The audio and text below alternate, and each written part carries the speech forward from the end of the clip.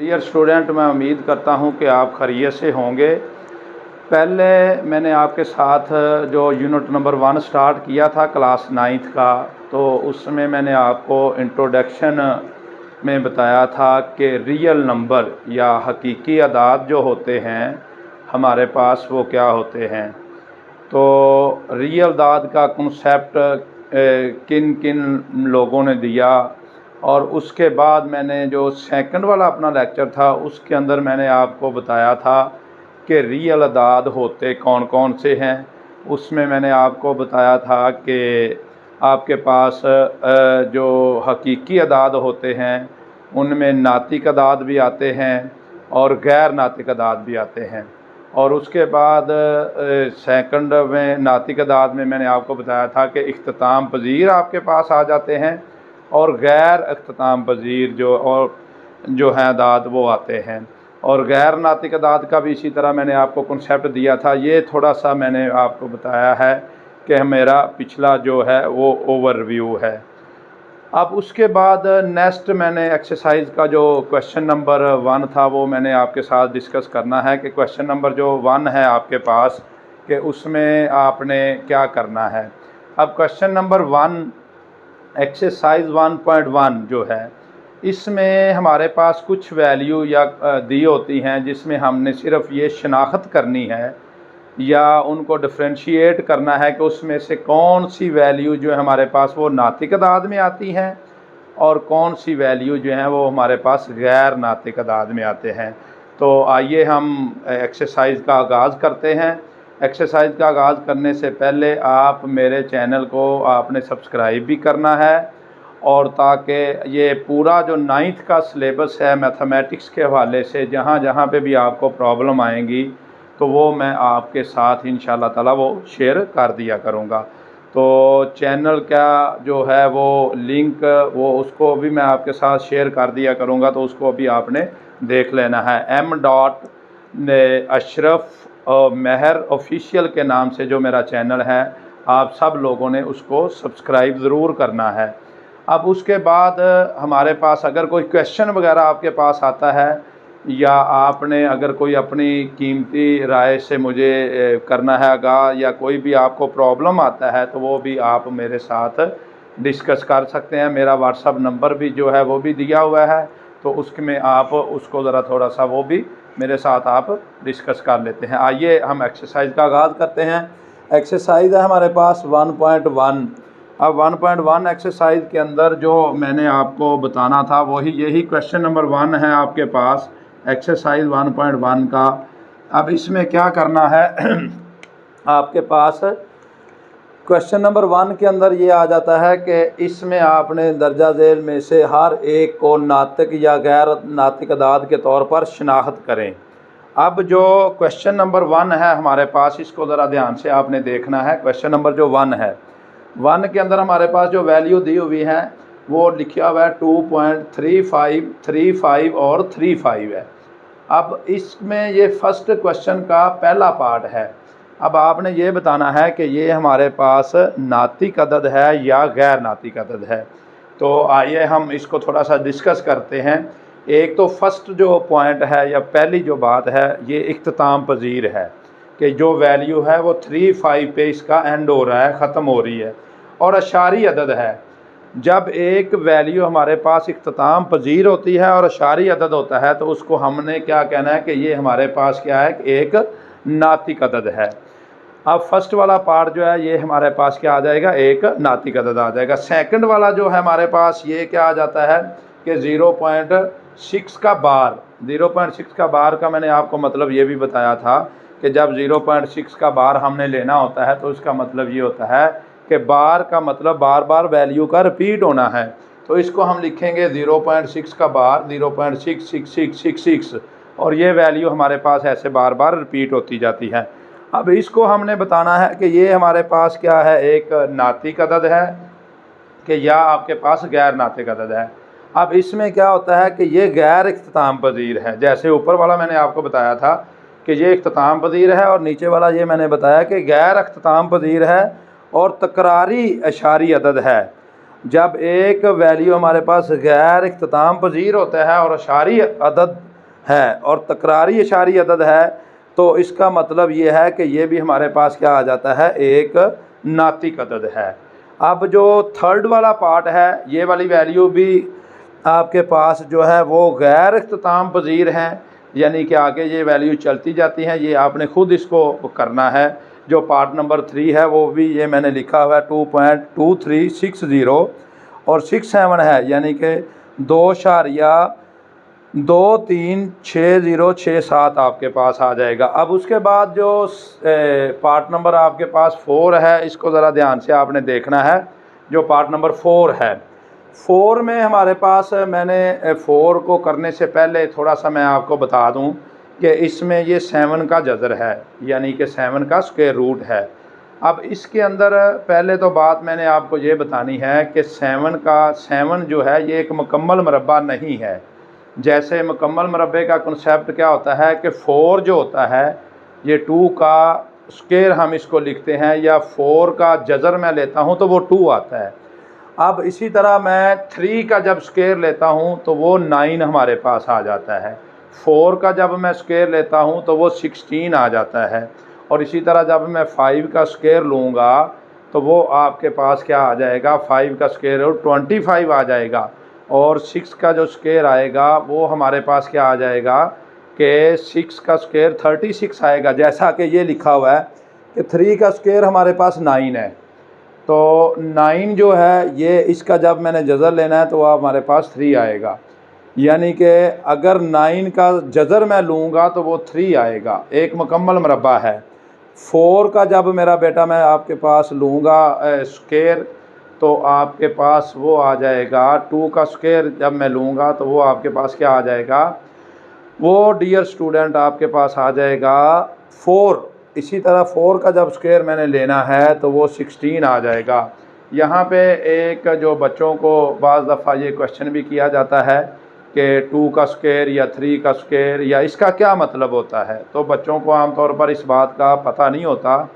अब 2 का स्क्वायर जो होता है इसका मतलब ये है कि 2 को 2 बार आपने मल्टीप्लाई करना है, 2 बार ज़रब देनी है। अगर 2 का क्यूब इधर लिखा होता तो मैंने क्या लिखना था, 2 मल्टीप्लाई बाय 2, यानी कि क्यूब का मतलब है कि 2 को 3 बार ज़रब देनी है, और 2 का पावर स्क्वायर का मतलब है 2 को 2 बार ज़रब देनी है। तो ये मैंने थोड़ा सा आपको स्क्वायर के हवाले से, स्क्वायर रूट के हवाले से मैंने आपके साथ डिस्कस कर दिया। अब इसमें आ जाता है हमारे पास 7 का जो स्क्वायर रूट है ये किसके बराबर है।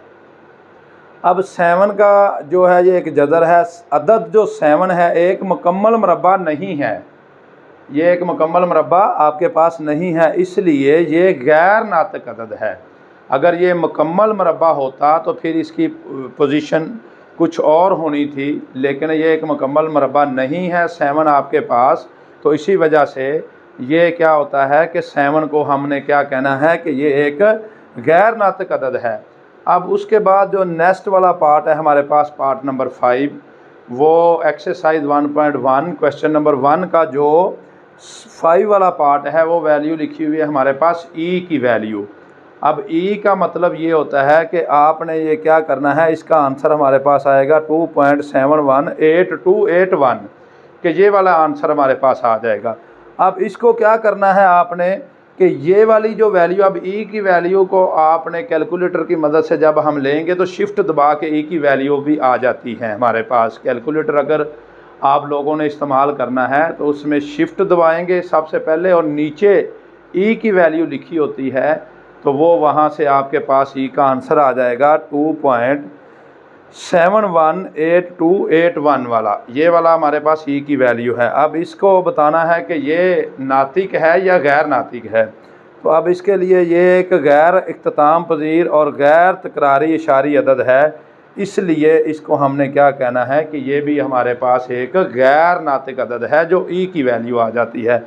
अब उसके बाद जो पार्ट नंबर हमारे पास 6 है वो आ जाता है पाई की वैल्यू। अब पाई का जो आंसर हमारे पास आएगा, यानी कि पाई का जो आंसर आ जाता है वो वैल्यू हमारे पास क्या होती है 3.141592, ये पाई का आंसर है। पाई का बेसिकली मतलब ये होता है 22/7, यानी कि 22/7 7, जब 22 को हमने 7 के ऊपर डिवाइड करना है तो देन हमारे पास जो आंसर आएगा वो आएगा 3.141592। अब ये भी हमारे पास क्या है, एक गैर तकरारी और गैर इख्तिताम पजीर है कि ये भी गैर तकरारी भी है और गैर इख्तिताम पजीर भी है कि यानी कि इसमें कोई वैल्यू रिपीट नहीं हो रही और आगे तक ये वैल्यू चलती भी जाती हैं। तो इसलिए इसको हमने क्या बोलना है कि ये भी हमारे पास क्या है, एक गैर नातिक अदद है। अब नेक्स्ट वाला जो 7 वाला पार्ट है ये थोड़ा सा पेचीदा है, लेकिन इसको हम देखते हैं कि ये कैसे हमने इसको सोल्व करना है। डियर स्टूडेंट, इसको जब हमने करना है तो ये हमारे पास आ जाएगा 5 + 7 का स्क्वायर रूट। अब इसको करने से पहले हमने ये बताना है कि 5 + जब 7 का स्क्वायर रूट है ये नातिक अदद है या गैर नातिक अदद है। तो इसको हमने क्या करना है, देखें ज़रा। आइए हम इसको डिस्कस करते हैं कि 5 जो है हमारे पास ये एक नातिक अदद है और 11 का जो जज़र है या 11 का स्क्वायर रूट है ये गैर नातिक अदद है। जब एक नातिक को एक गैर नातिक अदद के साथ हम मिलाते हैं तो उसमें क्या बन जाता है कि नातिक को गैर नातिक का जब दोनों का मजमुआ लेंगे कि नातिक अदाद का और गैर नातिक अदाद का, तो हमारे पास जो आंसर आएगा वो गैर नातिक अदाद आएगा। और इसी वजह से 5 + 11 का जो स्क्वायर रूट है ये हमारे पास क्या आ जाएगा, ये हमारे पास एक गैर नातिक अदद आ जाएगा। अब जो 8 वाला पार्ट है उसको ज़रा हमने, ये मैंने आपको होमवर्क में दिया हुआ है लेकिन इसको मैं थोड़ा सा बता देता हूँ कि ये जो 3 का जज़र है प्लस 13 का जज़र है दोनों गैर नातिक अदाद हैं।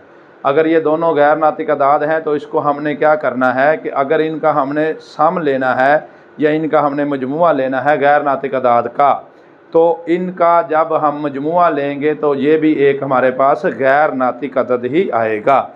अब उसके बाद जो 9 वाला पार्ट है, क्वेश्चन नंबर 1 का जो 9 पार्ट है ये लिखा हुआ है 15/4, यानी कि इसको हमने लिखा हुआ है P/Q की फॉर्म में।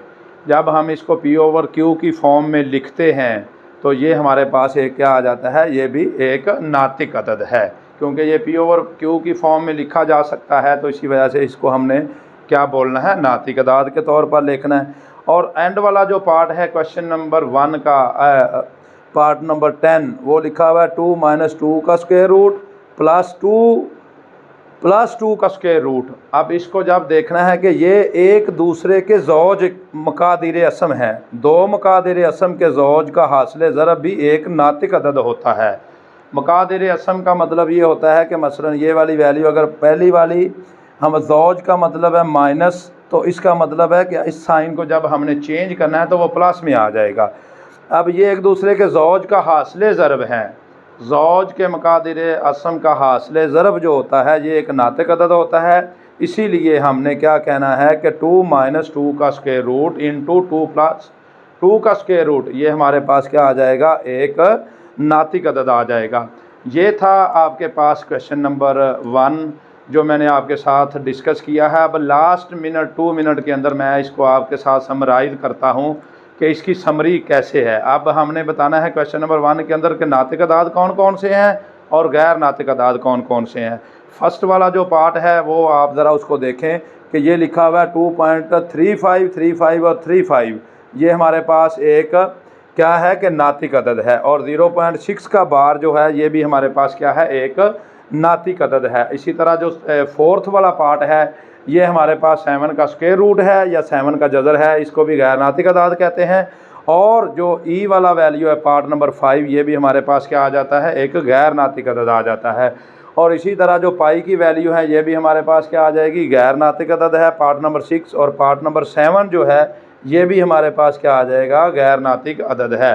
पार्ट नंबर जो 8 है वो भी गैर नातिक अदद है और पार्ट नंबर 9 जो है वो नातिक अदद है। और इसी तरह जो पार्ट नंबर 10 है वो भी हमारे पास क्या आ जाएगा, एक नातिक अदद आ जाएगा। डियर स्टूडेंट, ये हमारे पास जो क्वेश्चन नंबर 1 था ये मैंने आपको बता दिया है कि नातिक अदाद कौन कौन से हैं और गैर नातिक अदाद कौन कौन से हैं। तो नेक्स्ट जो है वो इंशाल्लाह ताला मैं आपको बताऊंगा क्वेश्चन नंबर 2। तो मेरे चैनल को आपने सब्सक्राइब ज़रूर करना है, सब्सक्राइब करना मत भूलिएगा क्योंकि आगे मैंने इंशाल्लाह ताला ये पेपरों तक या आगे तक आपको ये लेके चलना है। इंशाल्लाह ताला मेरा व्हाट्सअप नंबर दिया हुआ है, अगर किसी भी बच्चे को या किसी भी कोई मसला है तो वो मेरे साथ डिस्कस ज़रूर करें। मैं इंशाल्लाह ताला आगे आगे आपके जैसे जैसे बताता जाऊँगा वो क्वेश्चन जो है वो मैं 2 जो है नेक्स्ट वो इंशाल्लाह ताला वो डिस्कस करूँगा, क्वेश्चन नंबर 2 आपके पास। तो ओके, अल्लाह हाफिज़।